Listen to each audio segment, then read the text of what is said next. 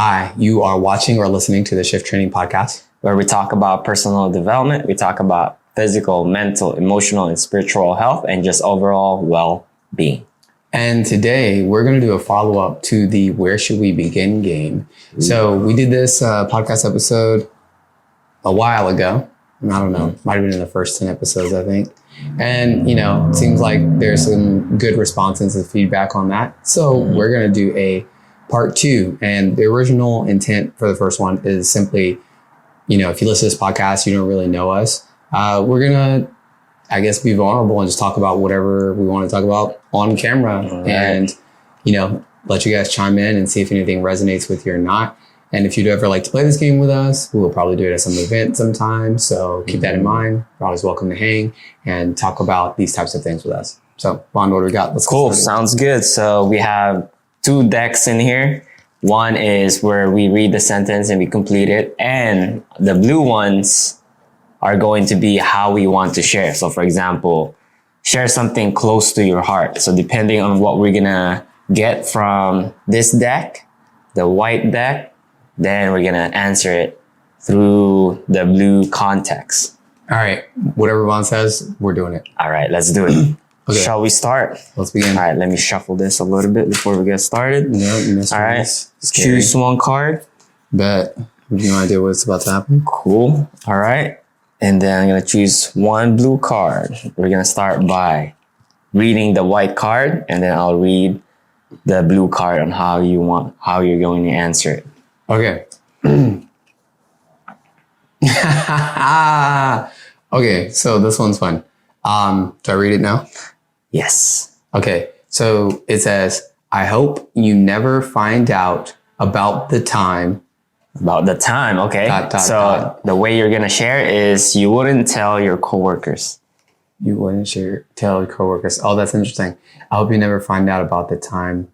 See, this is tough in regards to coworkers. I have to really think about this for a second. Mm-hmm. I hope certain coworkers will never find out about a time what.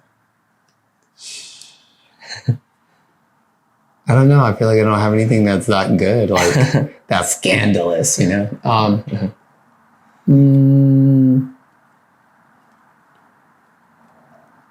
guess in this case, I think I would say something like, I would hope that coworker would never find out that I snitched on them. Ooh, you snitcher. Yeah, I'm a tattletale. I like laws and order. Yeah, I would say hopefully not that. And at the same time, there's another part of me that's like, if they find out, then it kind of means, and they, want to address it, it kind of opens the door for me to talk to them about it. Like, I don't mind talking to them about it. Mm-hmm. But at the same time, if I know they're not receptive, then I don't want to be the one to talk to them about it. Interesting. So I hope they never find out about a time where I would potentially snitch on them. Okay. All right. I think what we should do is we need to read the blue first and then read the white one. I think that makes sense more. All right, let's do that. We're switching it up. All right. So do I pick or do you pick? I pick. All right, you pick. I pick one. So he picks a white card. That's what I read. And then I pick the blue card. All right. Oh, this is great. Oh my God, I already saw it. I'm so excited. All right. So blue card, the context is forbidden. Forbidden. Share something forbidden. Let's see. Let me read the white card. I've always been embarrassed about. Such a great combo. You got the best combo. Oh my gosh. Something I'm embarrassed about, huh? Forbidden. Ah, man, this is tough.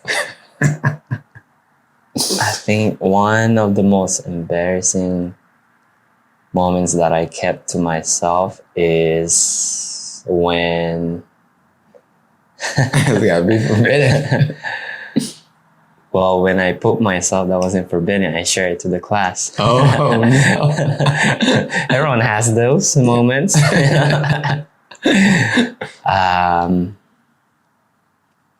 Oh man, it's tough. I can't even recall anything that's embarrassing and it's forbidden. I feel like most of my embarrassment, eventually I have to share it because it becomes funny. In the future. Right. But at the moment, it could be painful, humiliating. Like, for example, on public speaking, I was so extremely shy. My voice would crack it's as if I'm about to cry every time I would introduce myself. This was during high school too. I was so timid. And the first day of class, we would introduce ourselves. The teacher would be like, okay, introduce yourself, which school or how old you are, where you're from, blah, blah, blah. And when it comes to my turn, I had to stand up in front of everybody. I just blanked out. And then everyone was looking at me like, is he okay? He's about to cry. And I thought that was so funny back then, but that I kept that forbidden because I was so embarrassed. But now looking at it in hindsight, it's so funny. Right. I also think in terms of forbidden, one of the things that you said was about being super timid at that time. Yeah. And for those who don't know Vaughn, if you haven't heard our podcast where we talk about timidity and meekness and what do we say, modesty, Vaughn, timidity, being timid is forbidden now. Oh yeah. Yeah. For Vaughn, being timid is forbidden, but in the past, that was the case. I did not know one of my, some of my values. Now, timidity is something I want to overcome, but it's getting better. I think there are certain situations that I just still feel timid, but I'm always aware of those situations. And, just doing it one at a time, not beating myself up if I did not do it, because those things are not going to serve you if you beat yourself up. Just be gentle, be nice to yourself, but don't create the same mistake again. I think it's important to own it. If you make a mistake, take responsibility and then don't do them again. 100%. Yeah. 100%. All right. Next one. Oh, wait, you were supposed to draw this one. Oh, I got shuffling now because I saw it. No. All right. That. Cool. All right. Choose one. And I'll choose a blue one. All right. We've got. All right. Blue context. Share something heavy. Oh. I want to know if you guys are going to be able to see that. Will it focus on it? Yes, it focused on it. Okay. So the taste of power makes me. So what was the context? Heavy. Heavy. Something heavy, and the taste of power makes me tyrant. That makes me a tyrant. No.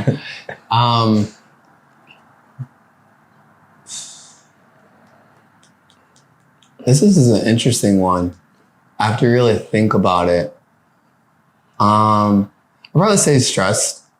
Stress? Yeah, I'll probably say stressed. I feel like that might be a normal. Use stress. Good stress. Yeah, I don't know. I would say, the taste of power makes me feel stressed because I think about two things, very common things. One is power can corrupt a person, right? Can easily corrupt you. And then I also think about the responsibilities that come with being a good leader. So it's kind of like anything that falls short of the absolute virtue of being a good leader will equate to the decay or degradation that leads to the corruption of myself. Mm-hmm. But that happens with the weight of power. So if power is pressed upon me or given to me, responsibility is a little bit different. Power. Power is kind of like, whether it's influence or whatever, it means the ability to wield or get something done. Like we're going to execute, we're going to have the ability to do, it's going to happen, right? Anything that is power over others, absolute power over myself, I think is fantastic because in that case, I'm always going to lean towards the virtues and the values because one of my highest values is about the expansion and growth of my being, and the degradation or anything that destroys me, I've demonized. I basically don't like it. I hate it. I hate to be involved with it. I don't want to do it. I want to go this way. But if it comes to the idea of power over others or over situations, again, as a human being, historically speaking, just how it goes, absolute power absolutely corrupts. So for me, it makes me nervous to think that if I don't adhere, like it's peak pressure. It's like, do exactly what you're supposed to do or die and fall where many other men have and be just like them. And I don't like that idea. So I think that the taste of power makes me super stressed. Yeah, that's a heavy question. It is. That's how it makes me feel. It's heavy. All right. We'll do one more. All right, one more. All right, let's do it. Switch it up. I'm on blue Choose duty. one. All right. Ooh. All right. So this blue one, Yes. it says gutsy. Gutsy. Yeah, the context of gutsy. Share something instinctual? gutsy. Gutsy, like brave. Oh, like you brave, got okay. guts. Okay. I thought it was instinctual. All right. The last time I got unreasonably upset. The last time I got unreasonably upset. Something gutsy, huh? Oh. Uh-oh, let's go. Was it the time that the person grabbed your arm when you were about to go dance to try to stop you? That's one of them. Yeah, I just couldn't control my emotion because it was an accumulated experience. Should have just stood up to myself the very first day. But I think I would share the experience that I had with someone in my family. So this person was someone I look up to when I was little, right? And I never really feel this connection with him. He's been always, distant, and every time he would say something to me, I would just follow it, and just not say anything, and even if it's wrong or if it's annoying or it's not the right way of thinking. And I just comply, like when you're young, you're so malleable, you're naive. So you just say whatever it is. But as you get older, you start to realize if you educate yourself, expand your knowledge, you start to realize some of the things that, people say to you are not good for you. So I remember that one moment I had to stood up for myself and say one of my values. I don't value that. This is what I think, and that's my opinion. Whether you accept it or not, that's on you. So I thought that was very gutsy, because years of not speaking up could be extremely difficult.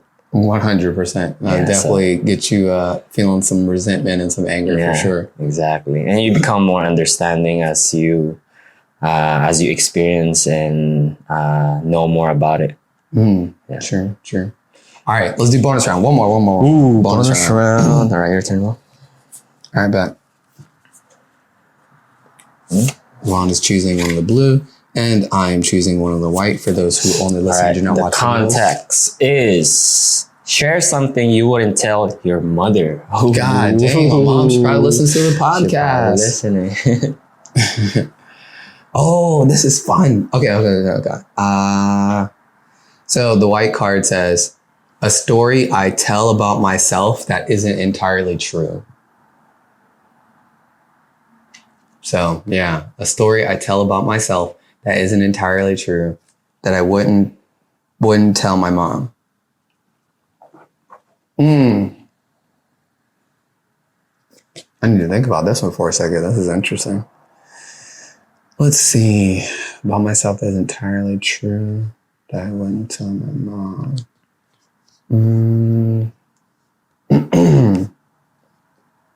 This is interesting because I'm basically telling my mom right now if she listens to this podcast episode. So this is a trap. But let's play this game. We're committed to the game. I would say, this is their super confessions if I do this one. Do it. Nah, you gotta do it, bro. Dangerous. Nah, do it. Okay. All right, let's do it. So a story I tell about myself that isn't entirely true is that I don't know how to interact with women. But in a romantic capacity, I don't know how to have a healthy relationship with women in a healthy capacity. Oh, interesting. But that's not entirely true. That's based on a few bad relationships or things that didn't work out very well. But when I ask for context from other previous relationships, or even when I think about the amount of study time and effort that I put into just how I interact and connect with other people today, especially women, just even in platonic situations, I know and understand a great deal more and have practiced a great deal more than I probably give myself credit for. I think there are moments where I'm still stuck in the feeling that where I'm like, I can't. So, but really the moment I take the action, or move against that can't, I disprove it. You know what I mean? So in the moment, sometimes my visceral response might be, I don't know what I'm doing or how this goes. And at the same time, the moment I start moving, it's kind of like I'm in flow state. And then when I'm observing and watching behavior in general with other people, for those who don't know me, I like to really study human behavior. So I watch people and I'll be watching what's going on. And, you know, as some would say, peeping game, you know, scoping situations and understanding things like that.